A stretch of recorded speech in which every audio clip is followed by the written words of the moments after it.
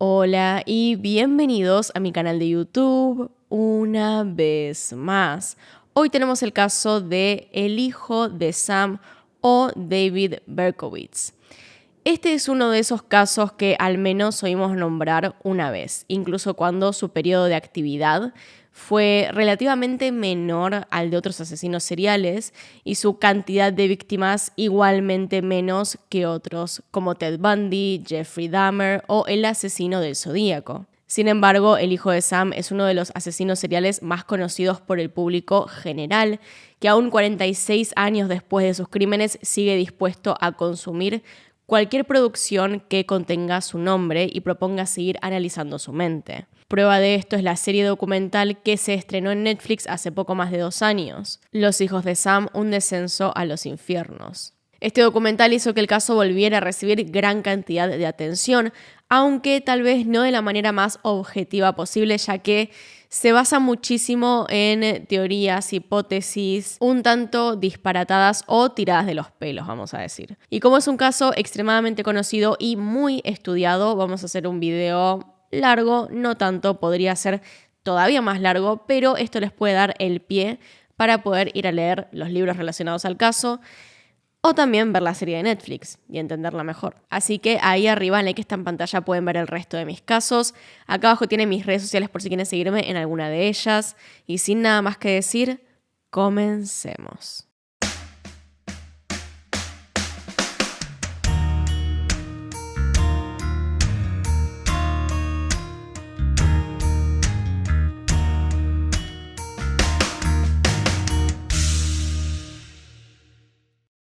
Mucho antes de autodenominarse el hijo de Sam o aterrar a toda la ciudad de Nueva York, David Berkowitz fue un ciudadano norteamericano aparentemente normal, o al menos uno de quien nadie sospechaba. Sin embargo, una mirada más cercana a su vida nos permite ver que esta no fue prácticamente nunca tranquila.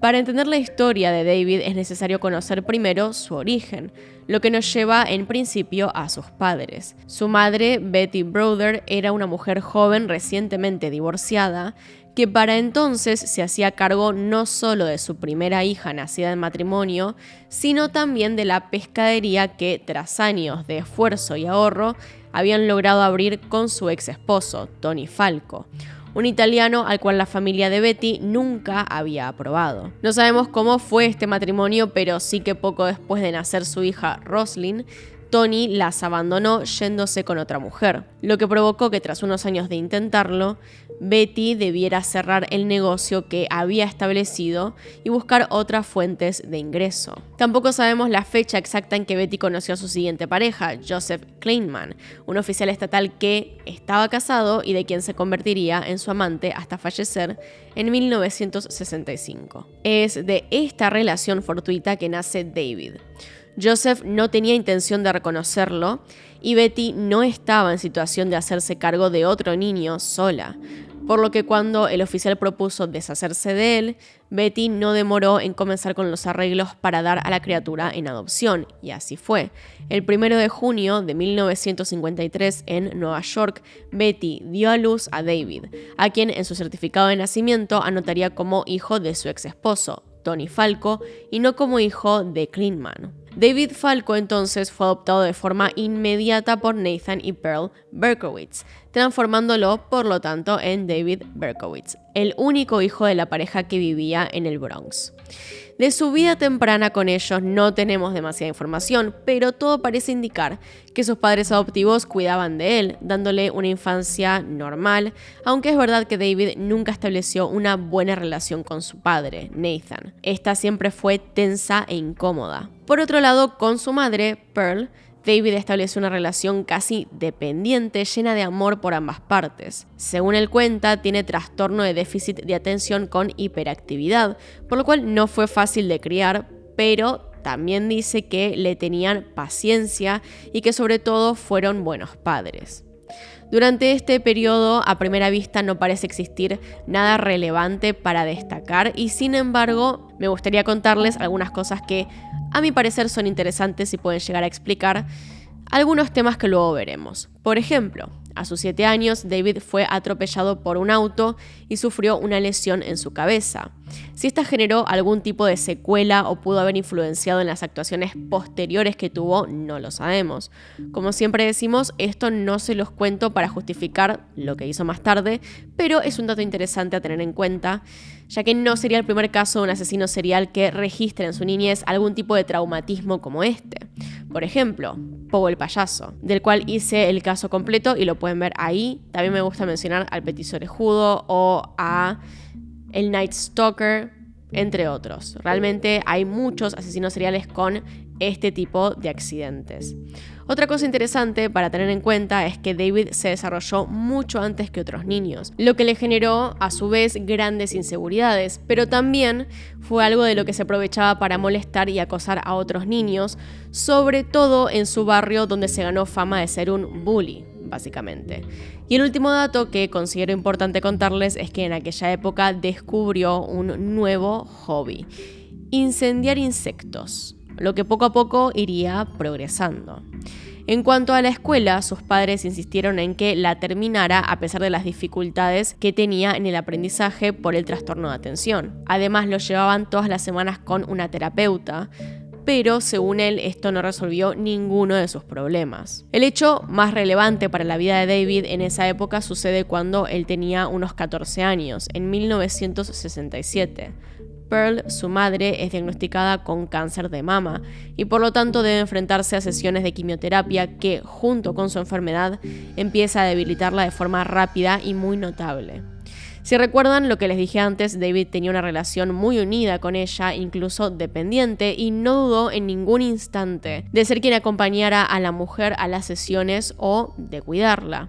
Sin embargo, era un adolescente y un adolescente que no tenía la contención necesaria para lidiar de forma sana con esta situación, algo que se volvió peor cuando su madre finalmente falleció ese mismo año. La muerte de Pearl devastó por completo a David, quien ya había perdido interés en sus estudios, y terminó por abandonarlos casi por completo, volviéndose mucho más introvertido y desarrollando una clara depresión que él reconocería años más tarde en entrevistas. Su salud mental a partir de ese momento fue en picada y creía que Dios tenía un plan deliberado para acabar con él. No ayudaba que su padre no estuviera nunca en la casa por las largas horas de trabajo. Era un adolescente con problemas que se encontraba solo, así que pensaba bastante en quitarse la vida. El propio David culpa constantemente de su mal carácter y de sus ganas de meterse en problemas a sus padres adoptivos. Cuando era chico, ellos le dijeron la verdad, que es que había sido adoptado, pero después le mintieron diciéndole que su madre había muerto dando a luz y que su padre lo había puesto en adopción al darse cuenta de que no podía con la tarea de cuidarlo. David dijo que se culpó una buena parte de su vida por haber matado a su madre y que eso lo llevó en cierta manera a portarse mal. Esta situación se mantuvo durante años y a esto le añadimos una relación cada vez más tensa con su padre, quien en 1971 volvió a casarse y lo dejó, mudándose con su nueva esposa a Miami. David perdía con él la última persona en su entorno. La verdad es que no tenía amigos ni otros familiares que se interesaran por él.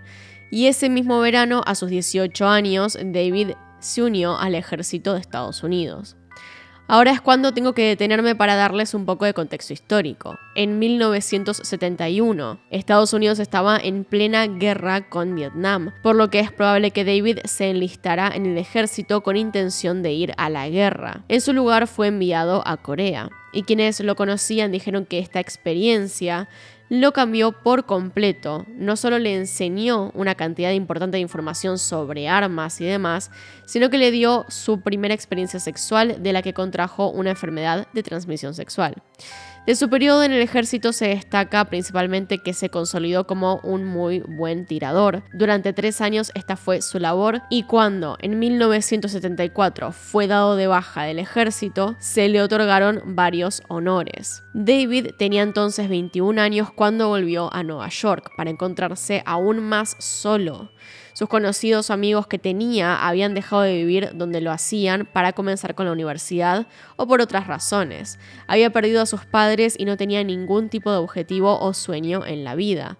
Con lo que había ahorrado estando en el ejército, el joven alquiló un departamento en el Bronx y se anotó a la universidad comunitaria de allí mismo. Quienes aún estaban en el Bronx cuando David volvió dijeron a la prensa que el ejército había cambiado su mente por completo.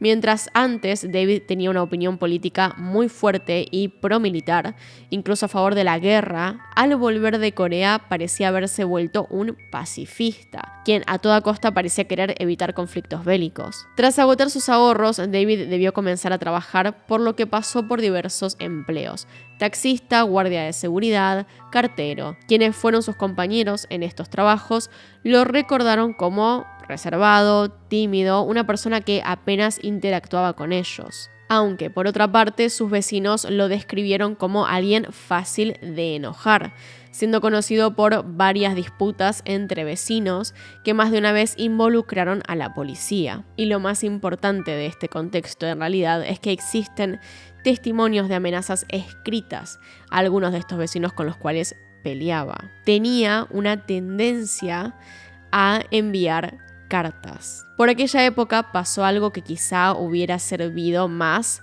de haber ocurrido un poco más temprano.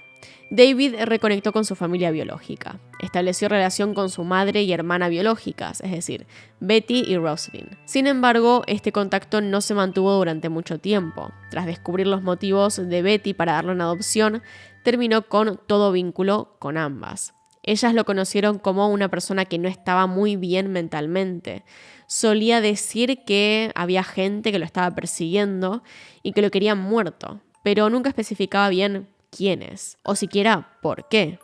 Intentaron que ingresara a algún tratamiento, pero él no quiso, diciendo que no le había servido ir al psicólogo cuando era más joven. Así que al alejarse, David volvió a quedar solo, pero aún peor que antes, ya que en esos años se encontraba muy confundido. Había comenzado a ver cosas y situaciones que realmente no estaban ahí. Para muchos, conocer la historia de su adopción, en conjunto con la muerte de su madre y la falta de relaciones sociales con otras mujeres, hizo que David comenzara a sentir un profundo odio hacia las mujeres, sintiendo que éstas lo rechazaban constantemente. Antes de convertirse en un asesino y el hijo de Sam, David fue pirómano, causando entre 1974 y 1977 unos 1.500 incendios en la ciudad de Nueva York.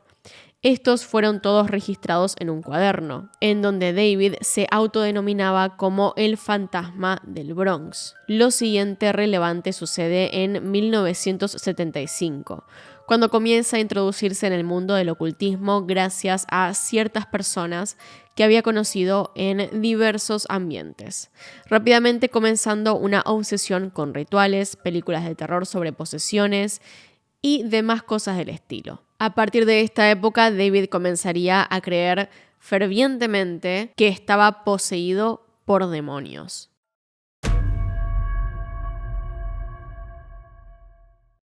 Vimos que David ya había incursionado en el mundo criminal, habiendo producido una cantidad considerable de incendios. Sin embargo, el primer ataque que ejerció contra una persona fue el 24 de diciembre de 1975, cuando en la noche tomó un cuchillo de caza y salió a las calles de Nueva York en busca de su primera víctima. Su primer instinto fue atacar a una mujer que salía de un supermercado, a quien apuñaló unas cuantas veces tras la espalda. De esta mujer nunca se supo la identidad o si sobrevivió. Cuando David dejó escapar a la mujer, decidió que aquello no era suficiente, por lo que en la misma noche apuñaló 6 veces a Michelle Foreman, de 15 años, quien peleó por su vida y logró escapar tras meterse a un edificio. Fue esto lo que la salvó. Luego de esa noche de ataques, David decidió dejar su departamento en el Bronx y mudarse a una casa en Yonkers, una ciudad dentro del estado de Nueva York. Esta casa, al igual que el departamento anterior, era alquilado y le pertenecía al matrimonio de Jack y Nan Cassara, quienes tenían como mascota un pastor alemán. David declaró posteriormente que el perro estaba poseído por demonios que, a través de sus ladridos y aullidos, le ordenaban matar mujeres. Incluso narró que tras llegar una noche a la casa, después de trabajar como cartero, Los aullidos del perro hicieron que casi se quitara la vida, lo que nos demuestra claramente que su salud mental iba cada día en picada. Tal vez escapando de este demoníaco perro fue que David se mudó a tan solo 3 meses de llegar a la casa del matrimonio Cassara. Se mantuvo en la misma ciudad, pero esta vez alquiló un departamento en la calle 35 Pine. Para su desgracia, también en este lugar, tendría un vecino con un perro que supuestamente aullaba. Y digo supuestamente porque para David todos los perros eran hijos del demonio y todos ladraban muchísimo y aullaban todo el tiempo durante la noche. Ahora, esta vez se trataba del perro de Sam Carr, un labrador negro que se llamaba Harvey. Si Harvey realmente hacía ruido en exceso o era algo que molestaba solamente a David, no podemos saberlo. Pero la existencia en sí del perro le molestaba de sobremanera. Prueba de esto fue que lo atacó 2 veces. La primera falló, intentó tirarle una bomba molotov y finalmente intentó asesinarlo disparándole. Sobre estos sucesos, David declaró más tarde que Sam Carr estaba poseído por demonios e incluso por Satanás. Es de esta convicción que saca el alias con el que se autodenominó el hijo de Sam, porque era el hijo del demonio que había generado en él. Lo próximo que sabemos de David nos ubica ya en mayo de 1976, cuando tras una visita a su padre en Boynton Beach, en Florida, aprovechó el viaje para dirigirse hasta Houston, Texas, donde visitó a un colega del ejército, Billy Dan Parker, con quien se alojó más de un mes. Lo más relevante de este viaje sucede cuando David se preparaba para volver a Nueva York. Antes de comenzar a manejar, le confesó a su amigo que no se sentía seguro haciendo todo el viaje sin ningún tipo de protección, preguntando a Billy si éste podría comprarle un arma, algo que él no encontró raro y no dudó en decirle que sí. El 12 de junio, ambos se dirigieron a Spring Branch Jewelry and Loan Pawn Shop, que vendría a ser una casa de empeño y joyería, donde compraron un revólver de calibre 44 para tiradores expertos, que se uniría al arsenal que David había comenzado a coleccionar desde hacía ya un tiempo en su hogar en Nueva York, donde tenía por lo menos otras 4 armas de fuego. Poco después de volver a su casa, David renunciaría a su trabajo como guardia de seguridad y en su lugar comenzaría a trabajar como taxista, lo que le permitiría adquirir conocimientos sobre las calles. Sin embargo, antes de cumplir el mes de trabajo, David renunció, aunque volvería a trabajar casi de inmediato, consiguiendo poco después un empleo como reparador de aires acondicionados. Según sus propias palabras, sus demonios le decían que era necesario tener un trabajo estable, por lo que de día trabajaba y de noche buscaba víctimas. Para hacerlo dejaba su departamento a través de las escaleras de emergencia y no por el ascensor, evitando así ser visto y manteniendo la fachada de ser alguien común y corriente.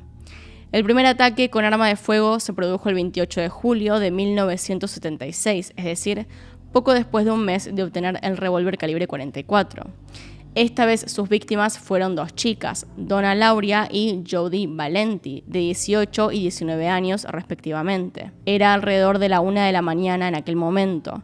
Ambas jóvenes se encontraban dentro del Oldsmobile Cutlass azul de Donna. Ellas estaban hablando normalmente cuando de repente escucharon los disparos. David estaba vestido con una campera y pantalones de jean, se acercó al auto por el lado del copiloto y con el arma que su mejor amigo le había comprado, escondida en una bolsa de papel, comenzó a disparar. Este revólver en particular tiene una cámara de 5 balas que descargó por completo en el auto e incluso siguió gatillando cuando se había quedado vacío. Donna caería en un charco de sangre contra la bocina, haciéndola sonar de forma constante, mientras su amiga Jody lloraba histéricamente. La primera falleció, mientras que Jody sufrió de una herida de bala en su pierna.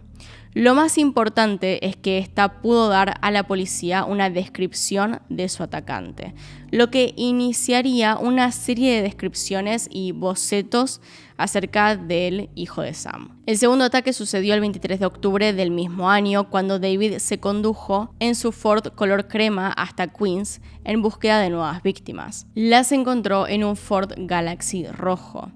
Dentro se podía ver a una persona de pelo largo marrón, a quien más se sentía atraído, aunque no estaba seguro que se tratase en realidad de una mujer. Sin embargo, y sin importarle mucho, David comenzó a seguir a este auto hasta el cruce entre la avenida 33 y la calle 159, donde se detuvo este auto rojo y por lo tanto donde David también se estacionó. En el auto se encontraban Carl Denaro, quien estaba a días de irse a la Fuerza Aérea, y dispuesto a disfrutar sus últimos días en casa, había invitado a Rosemary Keenan, de 18 años, en una cita. Volvían de esta, deteniéndose para hablar un poco en el auto, cuando David se aproximó nuevamente por la ventana del pasajero y repitió lo que ya era su modus operandi. Sacó su calibre 44 de la campera de jean y vació su arma contra el auto. 5 tiros. Keenan, la joven, logró salir ilesa del ataque, pero Carl Denaro fue alcanzado por una bala en la cabeza. Rosemary no demoró en manejar hasta el hospital más cercano cuando David abandonó el lugar. Probablemente esta acción rápida hizo que Carl de forma milagrosa pudiese sobrevivir, aunque necesitó, por supuesto, una placa de metal en su cabeza. Si bien el primer ataque de julio de 1976 apenas había llegado a las noticias, a partir del segundo y tercer ataque, que veremos a continuación, los hechos comenzaron a ser cubiertos, mientras la policía también empezaba a enlazarlos entre sí. El siguiente ataque, ya el tercero, ocurrió poco tiempo después del segundo, el 26 de noviembre del mismo año, es decir, poco más de un mes después del anterior. Donna De Masi, de 16 años, y Joan Lomino, de 18, habían decidido ir a Manhattan para ver una película. A diferencia de los otros ataques, ellas no tenían auto. Por el contrario, tras ver la película, debieron tomarse un colectivo, un autobús, hasta la avenida 262 y Hillside, llegando sobre la medianoche, aunque después de bajarse les quedaban unas cuadras hasta la casa de Joan. Mientras caminaban estas cuadras, ambas chicas notaron que un hombre de cabello oscuro parecía seguirlas, por lo que se apuraron un poco en el paso hasta creer que lo habían perdido. Un poco más tranquilas y ya en la puerta de la casa de la mayor, Joan se detuvo para buscar las llaves en su bolso. Mientras lo hacía, ambas notaron cómo David, este hombre extraño que vieron antes, se acercaba, pero no pensaron en él hasta que sacó su ya utilizado revólver, con el que le disparó a ambas. Los padres de Joan salieron de forma inmediata al oír los disparos, encontrando a ambas chicas heridas. Donna había recibido una bala que literalmente la había atravesado, mientras que su hija en el piso no podía moverse. Al igual que en el ataque anterior, ambas víctimas sobrevivieron, aunque Joan quedó inmovilizada. El siguiente ataque sucedió en enero de 1977. El día 30, poco después de la medianoche, sus víctimas fueron Christine Freund y John Dial. La joven y exitosa pareja de 26 y 30 años respectivamente acababa de comprometerse. Aquella noche en Queens la pareja había disfrutado de la película Rocky y tras terminar se dirigieron al auto de John, donde estuvieron unos minutos antes de encenderlo. Sin embargo, nunca pudieron conducir porque una ola de disparos se dirigió hacia ellos. Christine recibió 2 impactos, en el pecho y en su cabeza, mientras que John, ileso, gritaba por ayuda en el vehículo a todo aquel que pasara por la calle. No se sabe con exactitud quién o desde dónde se llamó a la policía y emergencias, pero rápidamente Christine fue trasladada al St. John's Hospital, aunque lamentablemente murió a la mañana siguiente. Como vimos antes, David ya no solo atacaba autos. El siguiente ataque a Virginia Borgserichan fue uno de ellos. Con 20 años, Virginia estudiaba en la Universidad de Columbia, a donde había llegado desde Bulgaria. El 8 de marzo de 1977, Virginia se bajó en la estación de Forest Hill, desde donde David comenzó a seguirla, hasta acortar sus distancias. Como había hecho antes, levantó su pistola para disparar y cuando lo hizo de forma intuitiva, Virginia levantó uno de sus libros como escudo, aunque esto no sirvió para detener la bala, porque atravesó el libro y se alojó en la cabeza de la chica, quien moriría en el mismo hospital en el que Christine había muerto poco antes de un mes. Esta vez hubo algunos cuantos testigos, quienes dieron la descripción física de David a la policía. Era un hombre alto con pelo moreno. El siguiente ataque es uno de los más relevantes para el caso, dado que es en la escena del crimen donde se encuentra la primera carta firmada por el hijo de Sam. En la medianoche del 17 de abril de 1977, Alexander Esau y Valentina Suriani tuvieron una cita. Fueron a ver una película. Alrededor de las 3 de la madrugada estacionaron su auto a tan solo 3 manzanas de donde ocurrió el primer asesinato del hijo de Sam. En ese momento, él ya los estaba acechando y les disparó de la misma forma directamente al vehículo. En esta ocasión lo hizo 4 veces, recibiendo 2 disparos cada uno de los jóvenes. Valentina, quien manejaba, murió de forma inmediata, mientras que Alexander fue encontrado en el auto gravemente herido cuando la policía asistió, gracias a llamados de los vecinos que escucharon los disparos. En la escena, como les adelantaba, la policía encontró una carta dirigida al capitán Joseph Borelli, quien estaba a cargo de la Operación Omega, un operativo que se había puesto en marcha para investigar la ola de ataques y crímenes que se estaban produciendo en la ciudad a manos de David Berkowitz. Dentro del operativo se encontraba trabajando el detective Redmond Keenan, padre de Rosemary Keenan, víctima del segundo ataque que había salido ilesa. Entonces, estaba causando verdadera conmoción. La carta encontrada, en esta ocasión, estaba llena de errores ortográficos, además de tener una letra desprolija, casi infantil, que hacía parecer que estaba escrita por un niño. Esta decía: estoy profundamente ofendido de que me llamen un odiador de mujeres, no lo soy, pero soy un monstruo, soy el hijo de Sam, me siento como un marginado. Estoy programado para matar. Si quieren pararme, tendrán que matarme. Yo soy el monstruo, Beelzebub. Amo cazar, merodear las calles buscando por un pedazo de carne. Las mujeres de Queens son las más hermosas de todas. Mr. Borelli, señor, no quiero matar más. No más sufrimiento, no más. Pero debo para honrar al padre. Esta carta se filtró a la prensa y fue justamente la que empezó a llenar de miedo las calles de Nueva York.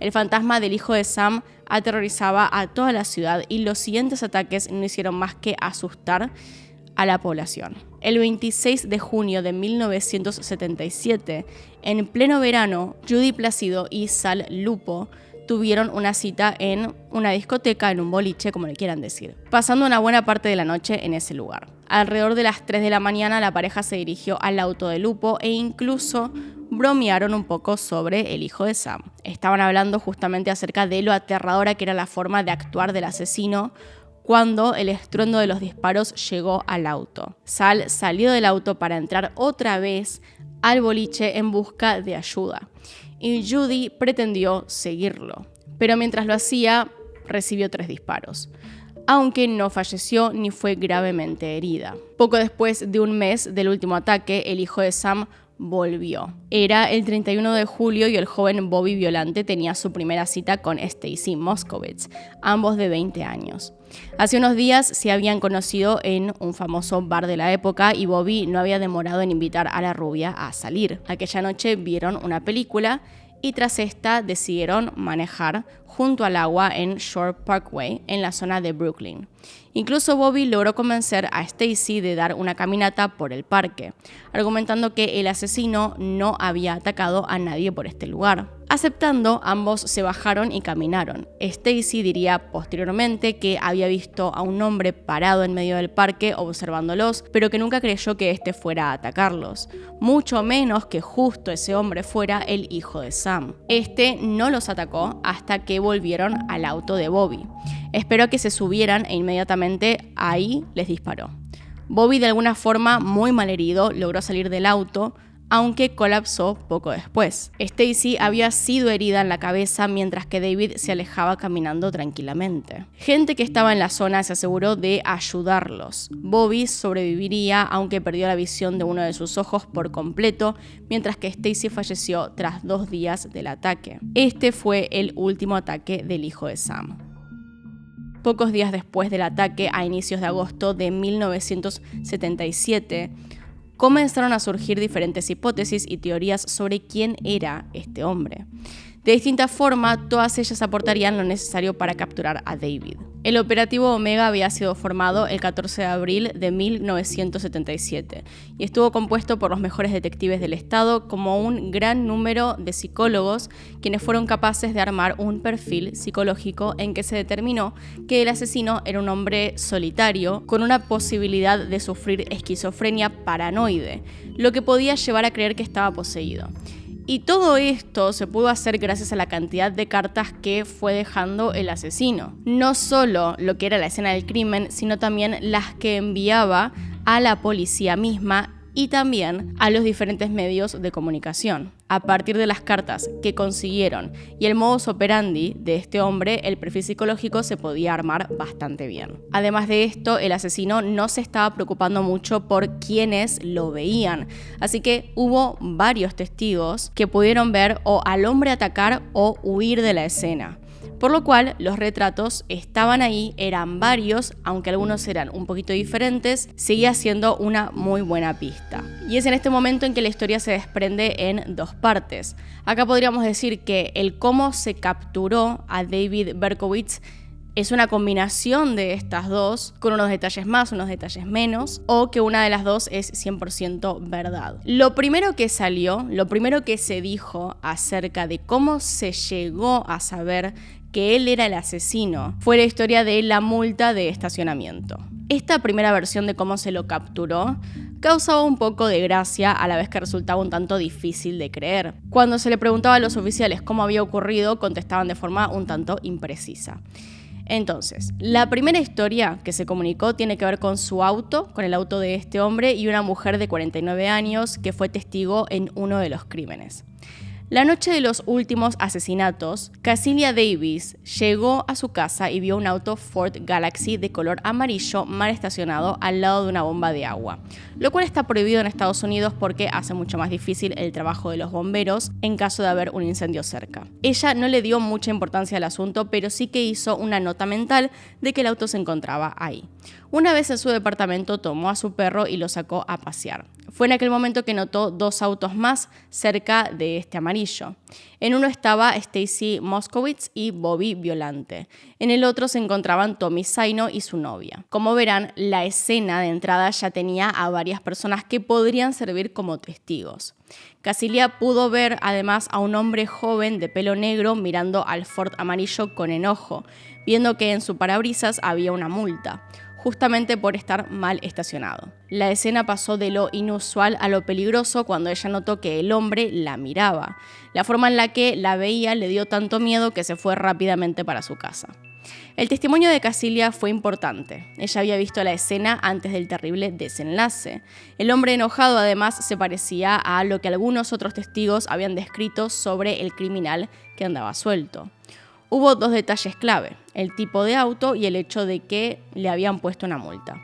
Se encontró una coincidencia entre estas dos cosas con la matrícula, 561 XLB. Esta estaba registrada a nombre de David Berkowitz. En el barrio donde vivía David encontraron las respuestas precisas para confirmar que él era a quien buscaban. David, para este punto en particular, se llevaba muy mal con sus vecinos, realmente buscaba pelea por todas partes y por lo tanto había muchos testigos de lo que le pasaba.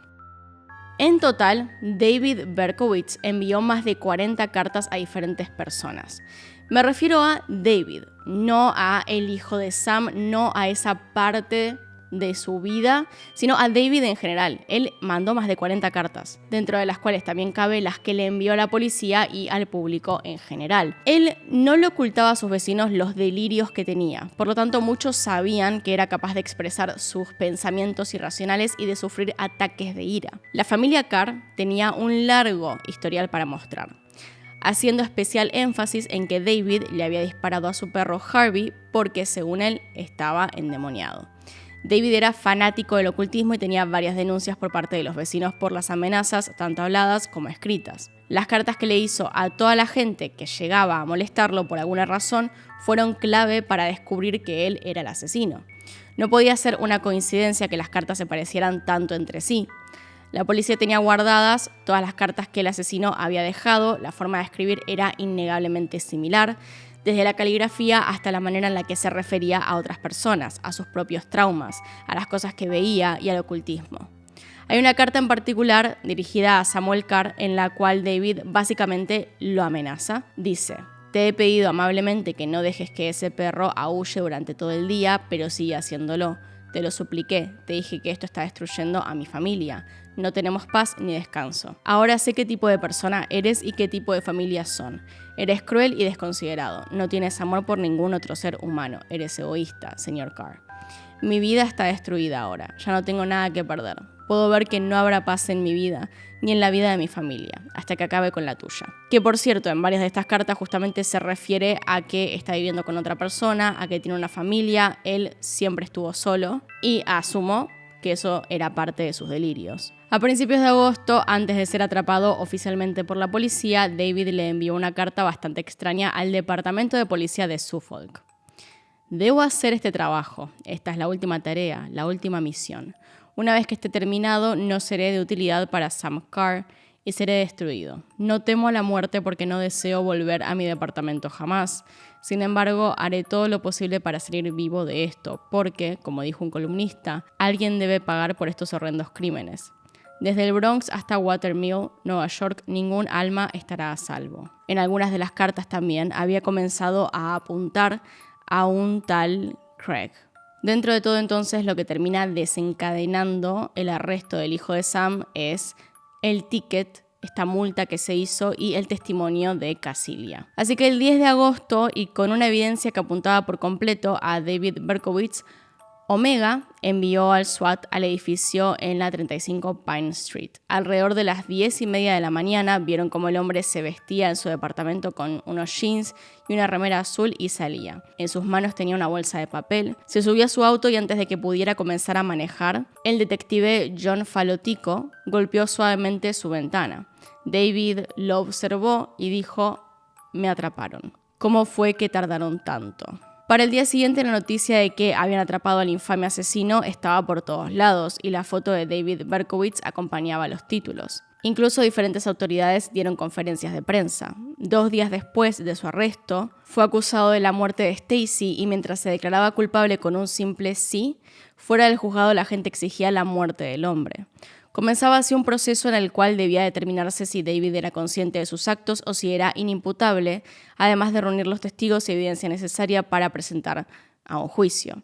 Sin embargo, David evitó el mismo, declarándose culpable de los 6 asesinatos a través de un trato que le permitía evitar la sentencia de muerte, algo que hemos visto ya en varios casos acá. En junio de 1978 se le sentenció finalmente por 6 cargos que van desde 25 años hasta cadenas perpetuas. Desde el 2002, tras haber cumplido ya 25 años en prisión, David Berkowitz tiene posibilidad de libertad condicional, existiendo audiencias cada 2 años que analizan su caso. Hasta ahora todas las audiencias le han sido denegadas y la próxima se encontraba determinada para mayo de este año, a sus 71 años. O sea, ahora. En realidad, la verdad es que hasta este momento en el que estoy haciendo el caso, ahora mismo, no salió ninguna noticia acerca de cómo resultó, si están revisando el caso. Asumo que no lo van a dejar salir, no le van a dar la posibilidad, pero de todas formas, cada 2 años se da esto. Según las últimas noticias que han llegado a la prensa sobre él, sabemos que su vida en prisión se ha vuelto bastante tranquila tras unos años turbulentos y complicados. Desde 1989, David es un miembro de la Iglesia Cristiana e incluso trabaja en la capilla de esta, además asegurando que fue la religión lo que lo cambió. Esto me pasa con algunos casos y es que cuando son viejos, ya pasaron algunos cuantos años, tengo la idea de que no voy a encontrar nada acerca de los criminales hablando, hasta que me cruzo con que siguen vivos o murieron hace muy poco y por lo tanto hablaron frente a cámaras. David Berkowitz es uno de esos criminales viejos, pero suficientemente recientes como para seguir vivo y con buena salud, además de ganas de hablar, claro está.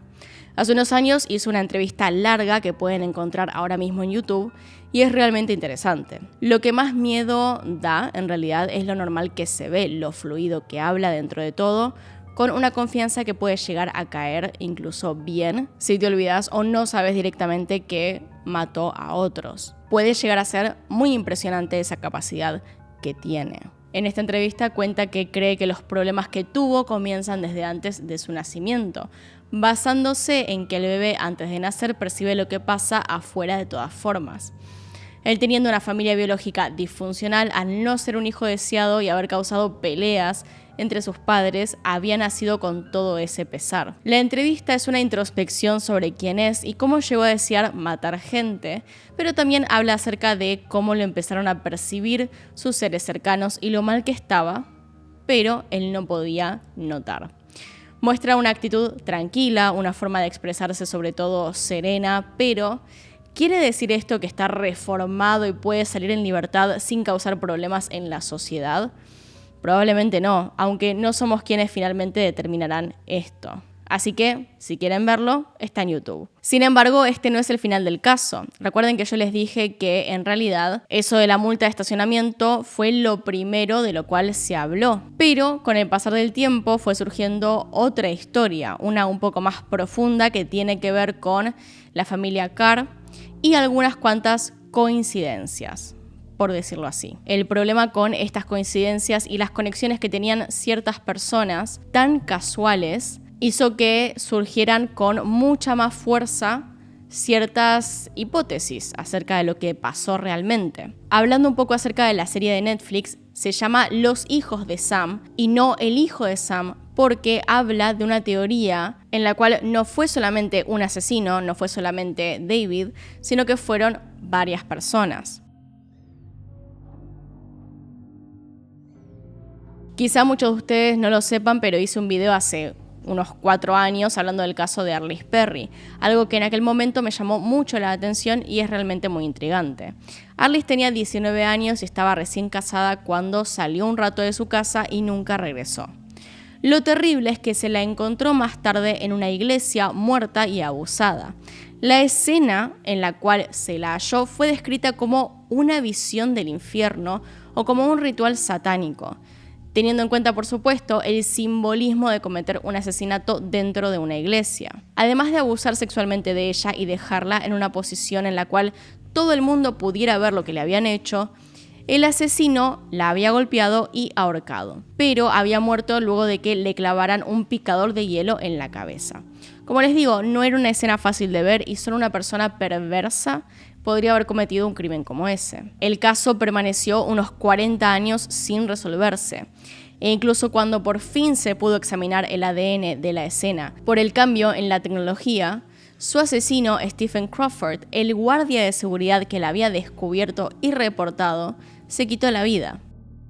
En la biblioteca de su casa había un ejemplar del libro Anatomía de la brujería. Y esto en particular es un detalle muy interesante por lo que dijo David Berkowitz. Maury Terry, la persona que escribió el libro en el cual se basa la nueva serie de Netflix, insistió durante muchísimos años en que David no estaba actuando solo, sino que era parte de alguna especie de secta o culto satánico, o al menos que se juntaba con otras personas a cometer sus asesinatos. Además, habían llegado a la conclusión de que podía estar actuando junto a John y Michael Carr, los hijos de su vecino, Sam Carr. Sin embargo, la investigación no fue lo que llevó a conectar el caso de Arliss Perry con el hijo de Sam, sino que el mismísimo David Berkowitz declaró algo al respecto, por así decirlo. Mientras estaba ya en la cárcel, le mandó a la policía un paquete que contenía 2 cosas: una foto de una persona participando en un culto al diablo y un libro, Anatomía de la brujería, en el cual dentro estaba escrito por Berkowitz lo siguiente: Arliss Perry acechada, casada y asesinada. Cuando le preguntaron no quiso decir nada, pero años más tarde afirmó haber estado en una reunión satánica en donde alguien contó que había matado a Arliss Perry. ¿Podrían estar conectadas de alguna forma estas personas? ¿Podría ser esta una coincidencia? ¿Cómo pudo haber dicho o hecho algo tan específico? Este tipo de detalles son los que hacen que las teorías acerca de que él no actuaba solo o de que había una especie de culto satánico formándose entre las sombras tengan tanta fuerza. Veamos entonces todos los detalles para entender la historia completa de cómo se capturó a David y también el por qué podría estar involucrado con los Carr. Sam Carr. Empecemos por ahí. Berkowitz se había inspirado en él para crear su nombre de asesino, el hijo de Sam. Sin embargo, no parece ser toda la historia. Maury Terry creía que Berkowitz actuaba con ellos, con literalmente los hijos de Sam, John y Michael. Y se decía que juntos eran parte de un culto llamado Los Niños. El padre de los Carr habría sido la razón por la cual se formó ese culto. Todo esto parte de que luego de haber sido encarcelado, David contó que se había unido a un culto satánico en 1975. En su primera declaración dijo que había actuado solo, pero en 1993 aclaró que solo había matado a 3 de las víctimas que se le atribuían al hijo de Sam, a Donna Lauria, Alexander Esau y Valentina Suriani. Hay grandes malentendidos cuando hablamos de satanismo, ya que se divide en diferentes grupos de personas que han usado ese nombre para cosas totalmente distintas. Hay 2 vertientes en particular: aquellos que le rinden culto a Satán, por decirle de una manera, a todo lo que es espiritismo, demonios y otras cosas del estilo, y después nos encontramos con los satanistas, que en realidad no creen en nada, son ateos, pero forman parte de este movimiento como contra al cristianismo, catolicismo y otras religiones que han sido impuestas a través de la historia. El satanismo formado por Anton LaVey o el satanismo laveyano no es más que una religión opositora que va en contra de todas aquellas imposiciones que le impedían a otros vivir de forma libre y sin ser juzgados. Estas personas no creen en Satanás, solo usan su significado como base para lo que quieren decir. Es una protesta. En este caso, parece que hubo varias personas involucradas en el satanismo como creencia religiosa, con esto de los demonios, los rituales, los sacrificios, esperando obtener algo. Quizás son solo leyendas, pero se especuló que algunos asesinos se reunieron buscando justamente profundizarse en estas creencias. Uno de los nombres de los que más se ha hablado es el de Charles Manson. Se habló incluso de una reunión secreta con Anton LaVey en sus comienzos. Entonces, hay varios rumores, hay varias creencias, varias historias que se fueron formando a través de esos años en los cuales estaban surgiendo estos asesinos seriales. En medio de los rumores, David Berkowitz afirmó que en los tiroteos cometidos, él solo había disparado en el primero y sexto incidente, y que otros miembros de una secta estaban involucrados. Afirmó que él y varios cómplices planearon los ataques, vigilaron a las víctimas y actuaron como vigilantes y conductores en los lugares del crimen. Sin embargo, se negó a revelar la mayoría de los nombres de sus cómplices para proteger a su familia. David mencionó que al menos 5 miembros del culto estaban presentes en uno de los tiroteos, pero el tirador principal era alguien llamado Manson II. Otro miembro del culto proveniente de Dakota del Norte fue el responsable de otro tiroteo. 2 miembros nombrados por David fueron John y Michael Carr. Para ese entonces, ambos habían fallecido en incidentes separados.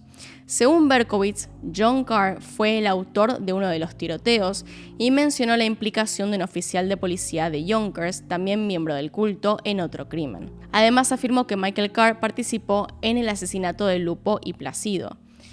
Michael, conocido por ser un activo cientólogo, tenía conexiones con instalaciones de Scientology en Clearwater, Florida.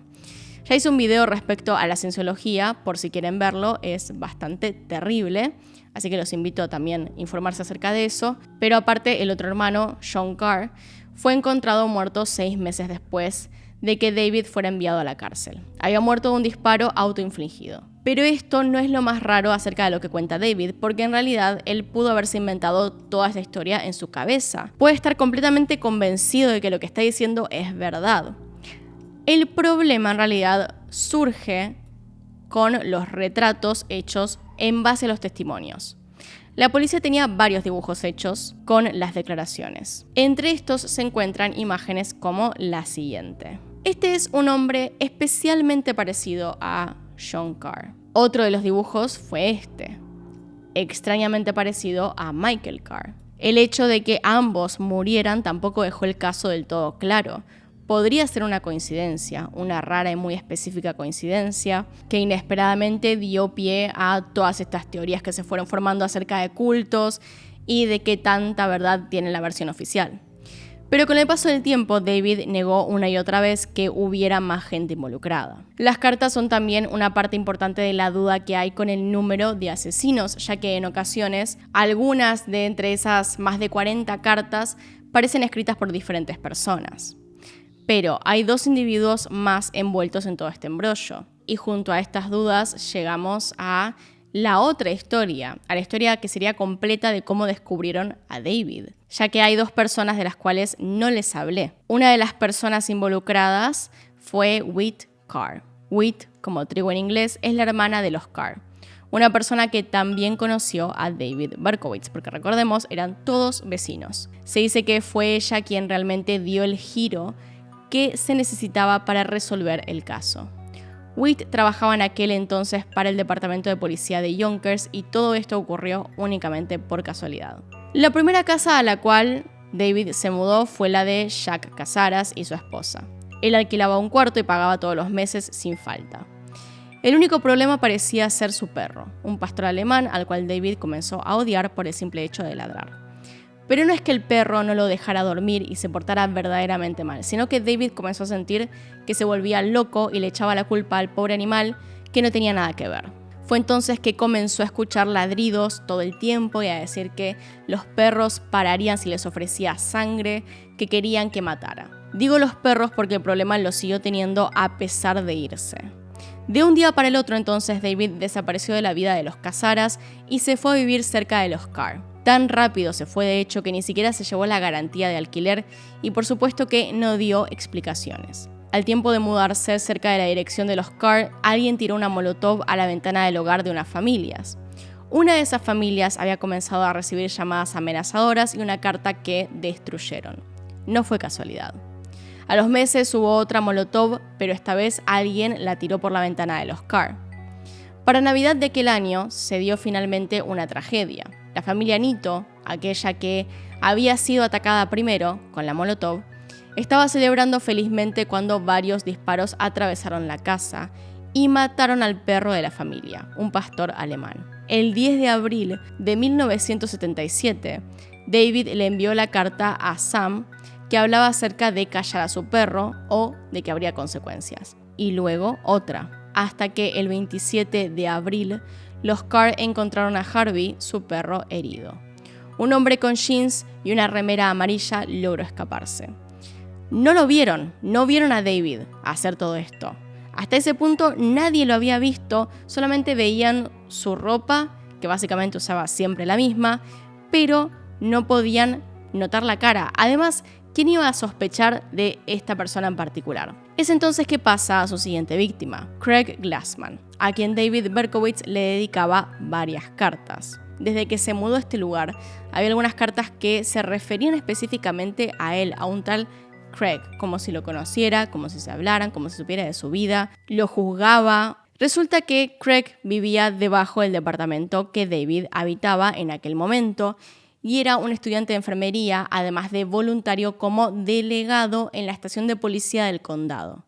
Entonces, Craig Glassman, vecino de David, era en cierta forma parte de la policía, trabajaba en el departamento. Y Whit Carr, también vecina y hermana de los Carr, trabajaba ahí también. En total, David llegó a enviarle a Craig 4 cartas amenazándolo. Él se las quedó. A pesar de haberse mudado y obtenido nuevos enemigos, David siguió acosando a personas que ya no veía, como la familia Casara. No le alcanzó, no fue suficiente con matar a su perro, sino que además el 9 de junio les envió una carta. Pero era bastante rara. No sabemos qué historia se habrá construido el asesino en la cabeza, pero les mandó una especie de postal decorada con el dibujo de un perro. La carta decía que lamentaba oír acerca de la caída del techo que había tenido y estaba firmada por Sam y Francis. Varias cosas había mal con esto. Primero que nada, Jack Casara, a quien iba dirigida la carta, no se había dado ningún golpe y no se había caído del techo de su casa. Pero además no conocía a los tales Sam y Francis, los cuales firmaban. Lo bueno es que la carta tenía el remitente, pero este marcaba la dirección de la familia Carr, a quienes los Cazaras no conocían. El único vínculo en común que compartían era conocer a David, pero no sabían que él había enviado aquella postal. Los Cassara lograron conseguir el número de teléfono de Sam Carr, pero él no tenía ni la más mínima idea de qué estaba pasando. Durante la conversación entre familias, descubrieron que ambas habían estado recibiendo cartas.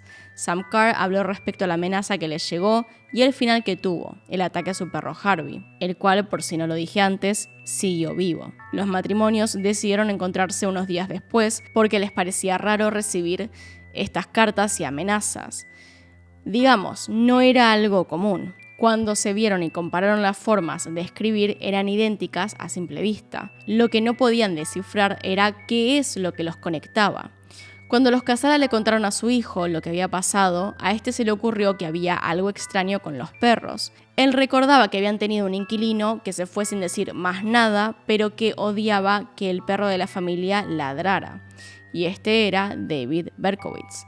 El tema es que la policía no les dio importancia, y David es la persona que tenían estas dos familias en común. Cuando por fin llegaron a esta conclusión, y creían realmente que tenían en sus manos la información que podría llevar a detener a este asesino, la policía no les dio importancia. A partir de estas cartas, ellos ya podrían haber descubierto quién era el llamado hijo de Sam. Solo había que comparar la caligrafía, pero en general, con leer lo que le escribió a Sam Carr, esto ya habría estado resuelto. Para favorecer un poco a la policía, vamos a decir que tenían muchas pistas llegando día a día y mucha gente que pensaba conocer la identidad del asesino. Por lo tanto, esto no era más que otra historia para ellos.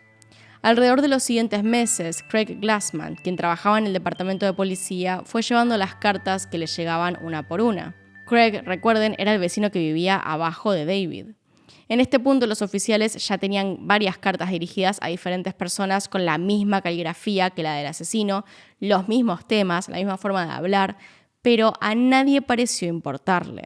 El 6 de agosto, una semana después del tiroteo de Moskowitz Violante, a las 7:30 de la mañana, alguien inició un incendio de basura frente a la puerta de Craig Glassman y le disparó varias veces al fuego. No hubo víctimas, pero la persona que respondió al ataque fue Tom Chamberlain, un oficial de policía que estaba al tanto de las cartas enviadas a las familias Carr y Cassara, por lo que le preguntó a Craig si le había ocurrido algo similar. Ahí fue cuando se enteró de lo que había pasado y reconoció la caligrafía de David. Además, una de las cartas tenía el remitente de los Cassaras y otra el apellido de Sam Carr, así que el trabajo se hacía básicamente solo. David no se estaba esforzando en ocultar quién era. El 10 de agosto, 2 agentes lo fueron a buscar, todavía sin saber que iban a arrestarlo. Al llegar localizaron su auto y a través de la ventana pudieron ver un rifle. No era ilegal tenerlo. Aún así, abrieron el vehículo para ver la bolsa en donde se encontraba el arma. El agente abrió la guantera y se encontró con una carta que se dirigía a un comandante y a la policía de Suffolk. El texto era el del hijo de Sam, sin lugar a dudas, y hablaba acerca de hacer un ataque en Southampton. Después de eso, todo es historia, ya que en ese momento decidieron arrestarlo. ¿Y qué tuvo que ver entonces Whit Carr en todo esto? Ella habría sido quien contestó el teléfono. El 9 de agosto de 1977, es decir, el día antes al arresto, el detective de la policía de Nueva York, James Justice, llamó al departamento de policía de Yonkers para pedirles que programaran una entrevista con David. Todavía no planeaban arrestarlo, simplemente le iban a hacer algunas preguntas. El despachador que atendió en aquel momento fue Whit Carr. Tan pronto como Justice le mencionó el nombre David Berkowitz a Whit, ella dijo: «Déjame hablarte de él, lo conozco, vive justo detrás de mí». También le informó a Justice que David Berkowitz había disparado y herido a su labrador retriever negro llamado Harvey, y que Harvey era el perro de su padre Sam. Y cuando Justice escuchó el nombre Sam, supo que tenía que haber una conexión, y que probablemente esta era la persona que estaba buscando. Como verán, la historia acerca de cómo lo atraparon es larga y a veces se cuenta una parte y la otra no. Incluso podríamos decir que en esta extensión del caso que les hice seguramente quedaron detalles afuera, porque si bien podemos decir que iban ocurriendo cosas muy obvias, había que juntar cada pedazo para darse cuenta que todo conducía a David Berkowitz. Pero ¿qué pasa también? El hecho de que Whit haya estado involucrada en alguna forma en este arresto y que haya sido ocultado en un primer momento, al periodista en cuestión, a aquel que hizo el libro en el cual se basa la serie, le llamó mucho la atención, a él y a otras personas que creen en un montón de teorías acerca de este caso. Toda esta historia está formada por un montón de coincidencias, de cosas que se fueron dando y de conexiones que podrían no haber ocurrido. El libro, así como la serie, por supuesto, porque es la inspiración, está plagado de teorías y cosas que en ciertos momentos se van de las ramas, empiezan a hablar acerca de cosas que son llevadas al extremo. Vamos a decir que hay algunos detalles que exageran un poco para intentar conectar con otras cosas. Entonces, es entretenido de ver porque realmente es increíble que haya habido tantas coincidencias y conexiones entre diferentes personas que conocían a David, pero tampoco para exagerar tanto. El libro es bastante largo para lo que va contando. En ciertos puntos se siente muy exagerado, se siente como si el autor intentara convencerte de algo que no está pasando, a ciertos detalles que por ahí no tienen nada que ver y los está juntando todos para hacer grandes teorías o hipótesis. De vuelta, puede llegar a ser entretenido y si quieren leer el libro, genial, está en Amazon, está en el Kindle por si tienen Kindle, pero también está la serie de Netflix por si tienen Netflix. Pero llega a caer en un agujero de conspiranoias bastante grande.